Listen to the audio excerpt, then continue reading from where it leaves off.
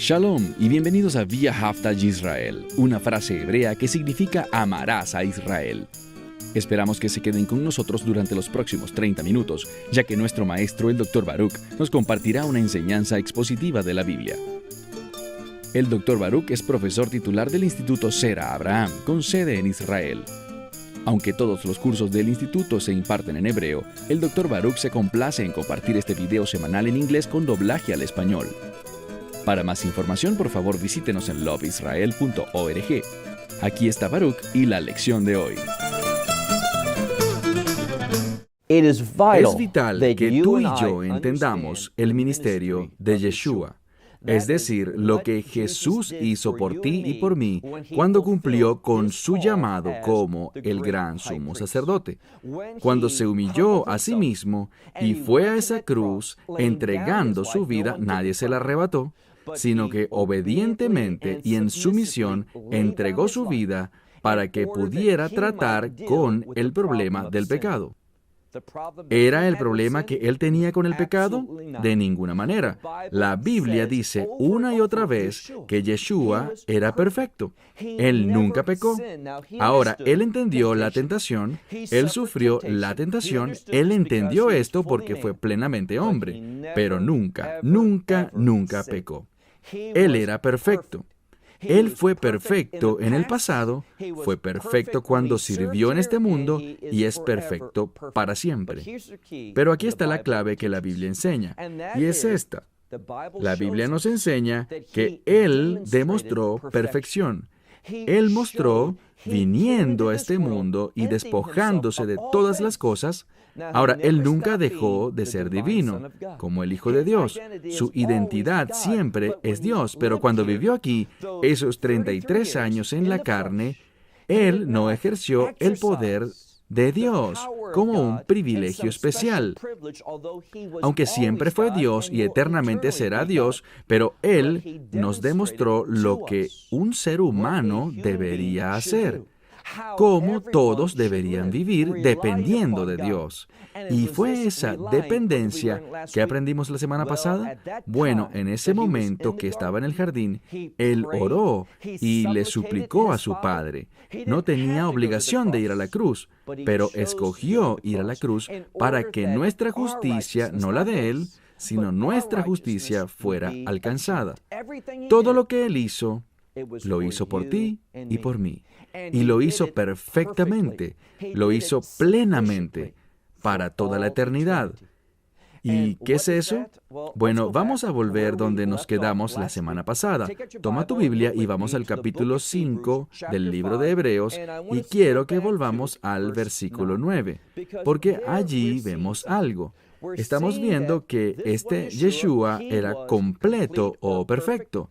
Ahora, esta palabra será mencionada y reaparecerá una y otra vez en la Escritura cuando menciona a Yeshua. Es la misma palabra. ¿Recuerden cuando estaba en la cruz?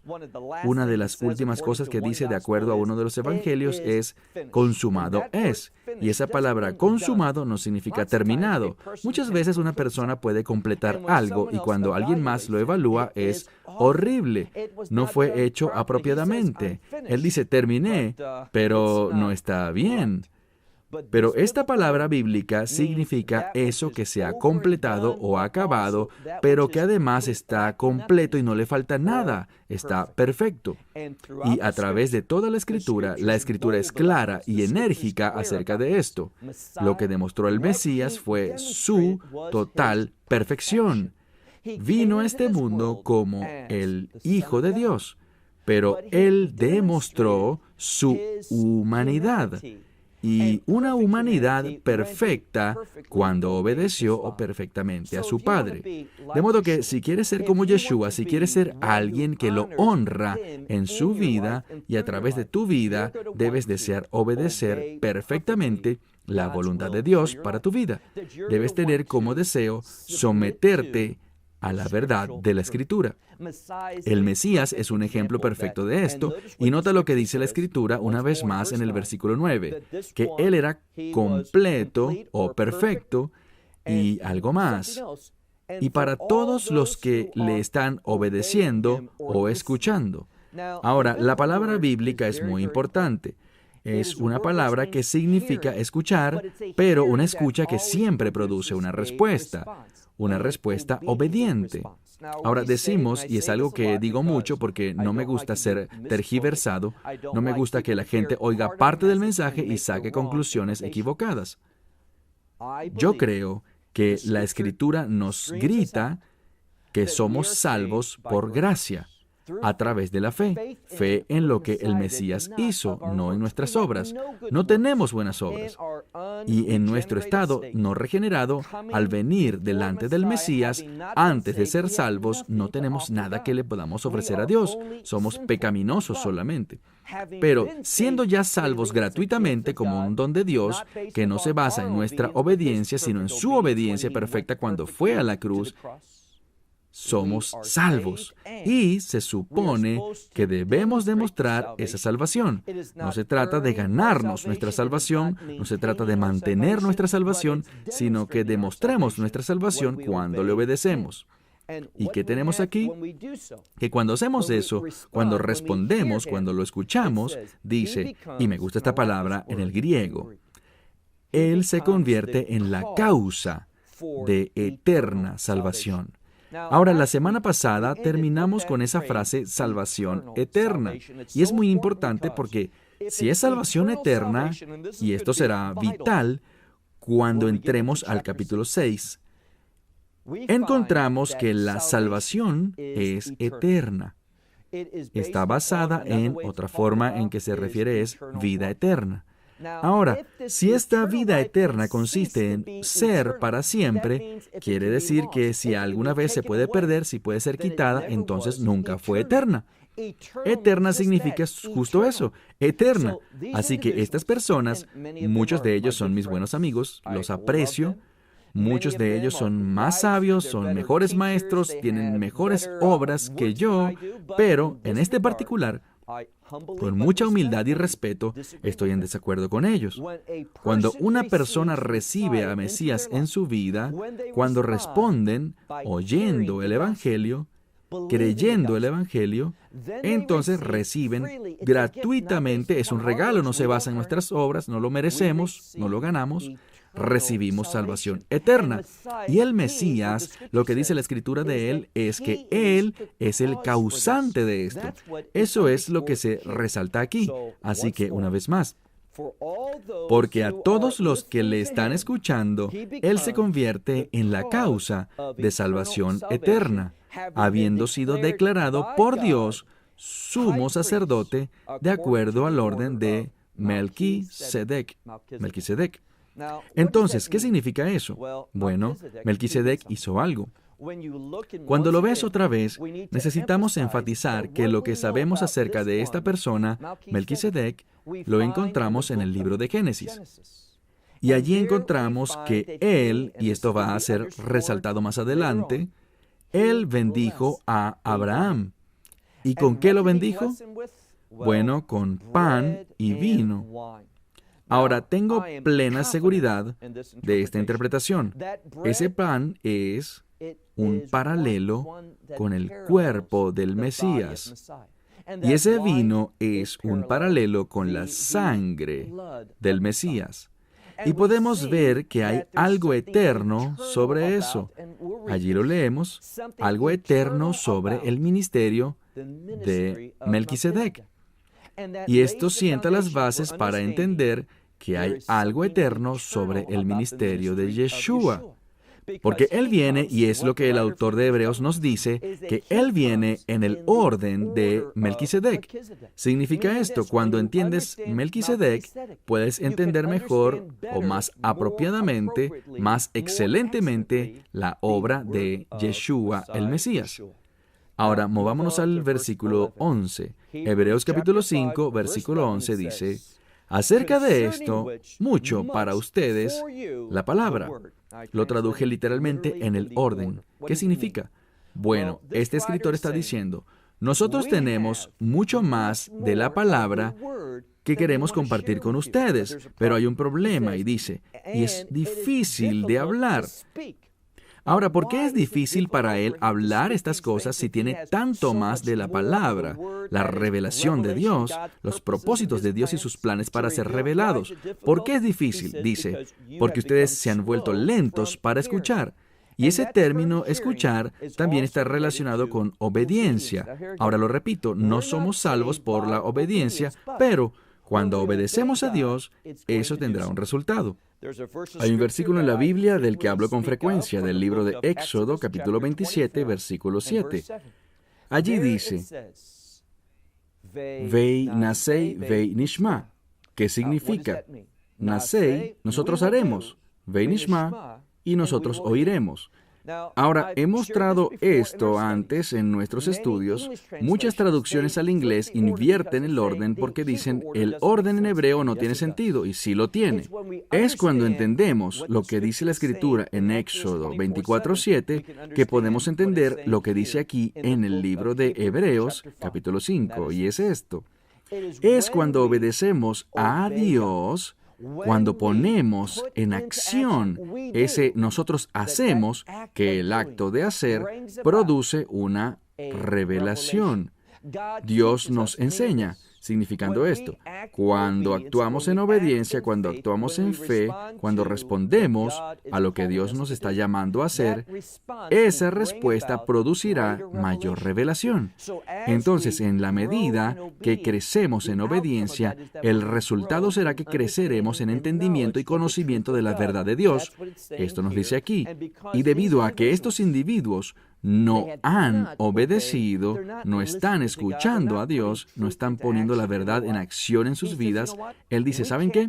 No podemos seguir adelante, no podemos seguir discipulándote más, no podemos avanzar a una revelación más profunda, un mayor conocimiento de la verdad, debido a tu falta de voluntad, porque han sido lentos para escuchar.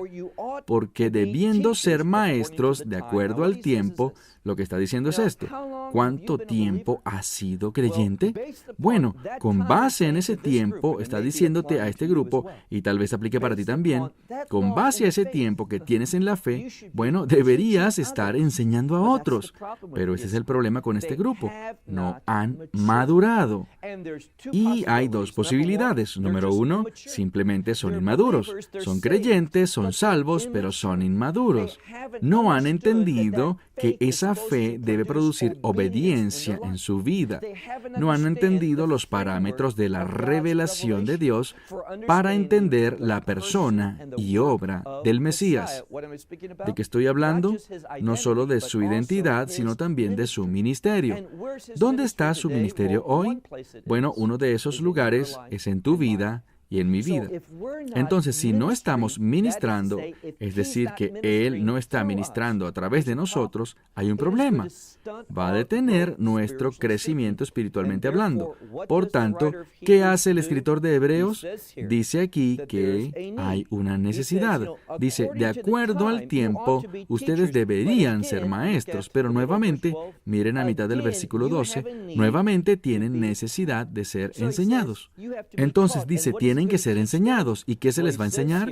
Dice aquí, al final del verso 12, ciertas cosas de los elementos iniciales de los oráculos de Dios. ¿Está regresando a dónde? Justo al principio. Y hay dos razones para esto. Número uno, que no entendían plenamente los principios básicos del Mesías.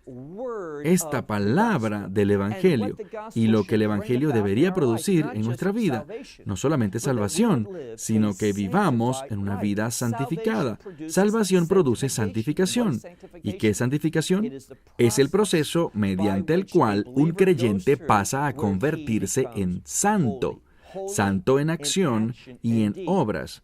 En un sentido, en el momento en que creemos, debido a la justicia del Mesías que nos es imputada a nosotros, somos justos. Y por eso es que podemos entrar al reino de Dios cuando morimos. Pero la santificación nos habla no solo de una justicia declarada fundamentada en la sangre del Mesías, y su justicia siendo imputada a nosotros, no. La santificación es cuando nos comportamos justamente. Así que opera en dos niveles. Uno, cómo Dios nos ve para el reino, y dos, cómo en realidad nos comportamos en este mundo. Entonces leemos aquí en este pasaje que dice: o son muy inmaduros para entender lo que han creído y deben volver al principio, o segunda posibilidad es esta: aunque han dicho esas palabras, repitieron la oración con su boca, en realidad no son creyentes. Por eso el autor aquí quiere estar claro. Entonces regresa a los fundamentos, a las cosas básicas de los oráculos de Dios. Dice que ese es el caso. ¿Por qué? Bueno, leamos lo que aparece cuando declara: ustedes tienen una necesidad de leche y no de comida sólida. Así que el problema es que tiene que volver atrás y darle lo más básico cuando un bebé nace, y veremos que son infantes en el Mesías. Un bebé se alimenta de leche. Es el primer alimento que consume después de nacer. Y está diciendo aquí: ustedes acaban de nacer en la fe o deben venir a la fe. Así que necesitan leche y no comida sólida. Miren ahora el verso 13. Porque todos, y ahora estas son leyes, dice: porque todos los que participan de leche carecen de experiencia.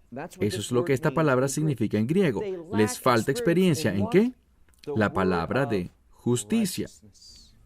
Entonces, este es el problema. ¿Qué produce madurez en nuestra vida? Cuando comenzamos a actuar en justicia. ¿Y qué significa eso? Bueno, cuando actuamos en obediencia a la palabra de Dios. Ahora, digo la palabra de Dios, pero más precisamente podríamos decir los mandamientos de Dios. Este es el problema. Demasiadas personas piensan que los mandamientos de Dios, y me refiero a todos los mandamientos de Dios, los que están en la Torá, los que están en los profetas y los del Nuevo Testamento.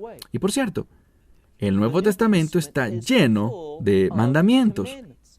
De hecho, hay más mandamientos cuando miramos el Nuevo Testamento y lo que Dios dice que debemos hacer. Hay más mandamientos que en la Torá. Y no tienen un propósito diferente. Es decir, ¿qué reveló la ley del Antiguo Testamento? ¿De qué habla? De justicia. Ahora, ¿somos justificados por hacer los mandamientos? No, no lo somos. Pero el hacer los mandamientos expresa justicia. Es decir, nos indica lo que es correcto hacer y lo que es incorrecto hacer. Y cuando no hacemos lo incorrecto, eso es bueno. Y cuando hacemos lo correcto, eso es bueno. Entonces, la palabra de Dios es muy clara. Así que no somos salvos por los mandamientos, pero los mandamientos igual expresan justicia. Por tanto, aquí dice: pues todos los que son partícipes de leche carecen de algo. La siguiente palabra que nos dice aquí es que nos falta experiencia. ¿Qué tipo de experiencia? La palabra de justicia. Por tanto, dice, ustedes son niños, bebés. Pero, miren el versículo 14, pero el alimento sólido, y algunos comentaristas y me agrada esto, estoy de acuerdo con ellos, dicen que la comida sólida, cuando hablamos de las enseñanzas de los apóstoles, y al mirar lo que escribieron los apóstoles y lo evaluamos con detenimiento, ¿saben qué cosa parece que estimaban más que otras? La profecía. Cuando hablaron del orden en la congregación, ¿quiénes están primeros? Los profetas. Entonces, cuando hablamos de la comida sólida, cuando hablamos de madurez, debemos pensar en la profecía. Y es por esto que es tan vergonzoso que actualmente la gran mayoría de las sinagogas e iglesias carecen de enseñanza en la profecía. La profecía nos trae de regreso a la justicia de Dios. La profecía nos enseña cómo debemos vivir a la luz de lo que ha de venir. Entonces es muy significativo cuando vemos aquí en la Escritura que debemos ir más allá de la leche, la cual es simplemente cómo uno es salvo, y avanzar a la comida sólida, que es cómo los creyentes deben comportarse. Y este es el problema.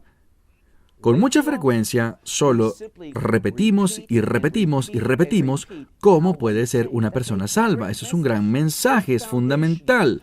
Necesitamos proclamarlo. Pero, siendo salvos, ya necesitamos hablar y avanzar hacia la madurez. Y debido a que hay una indecisión al respecto, y no sé por qué, pero hay una indecisión entre las congregaciones de los redimidos, congregaciones de creyentes que han recibido el Evangelio. La gente viene semana tras semana y escuchan el mismo mensaje, o simplemente escuchan sobre cómo tener una mejor vida.